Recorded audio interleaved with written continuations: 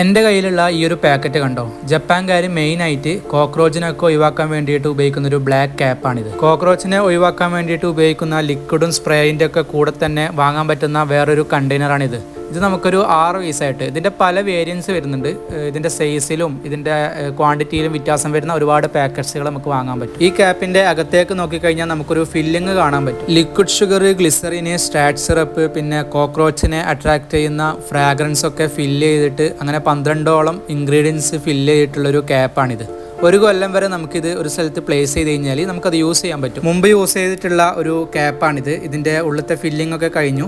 അങ്ങനെ നമ്മൾ പുതിയ സാധനം നമ്മൾ പ്ലേസ് ചെയ്ത് കൊടുക്കുകയാണ്. ഇതാണ് പഴയത്. ഇത് ഒരുപാട് മോഡലിൽ വരുന്നുണ്ട്. ഇത് വേറൊരു മോഡൽ. അങ്ങനെ ഓരോ മൂലയിലും കുറേ മൂലയിൽ നമ്മളിത് വെച്ചിട്ടുണ്ടാവും. അപ്പോൾ അതൊക്കെ ഒഴിവാക്കിയിട്ട് നമ്മൾ പുതിയ സാധനം കൊണ്ടുവയ്ക്കുകയാണ്. നല്ല പവർഫുൾ ആയിട്ടുള്ള അട്രാക്ഷനുള്ള ഫില്ലിംഗ് ആയതുകൊണ്ട് പെട്ടെന്ന് തന്നെ കോക്രോച്ച് അപ്രോച്ച് ചെയ്യും.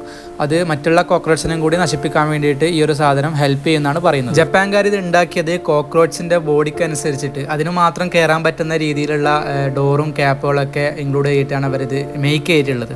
അപ്പം നമുക്ക് ഇതുപോലെയുള്ള ഒരുപാട് വെറൈറ്റി ക്യാപ്പുകൾ നമുക്ക് കാണാൻ പറ്റും. ഇതൊക്കെ ഓരോ മൂലയിൽ നിന്ന് ഞാൻ എടുത്ത ക്യാപ്പാണ്. അതൊക്കെ ഒഴിവാക്കിയിട്ട് പുതിയ ക്യാപ്പ് ഓരോ മൂലയിലേക്ക് കൊണ്ടുവെക്കുന്നുണ്ട്. 2 ക്യാപ്പും കൂടെ ബാക്കിയുണ്ട്. അതും എവിടെയെങ്കിലും പ്ലേസ് ചെയ്യണം. അത് മുമ്പുണ്ടായ സ്ഥലത്തിലെ ക്യാപ്പ് ഒഴിവാക്കിയിട്ട് നമ്മൾ അവിടെ തന്നെ വെച്ചു. ഇതാണ് ബാക്കി വന്ന പഴയ ക്യാപ്പ്.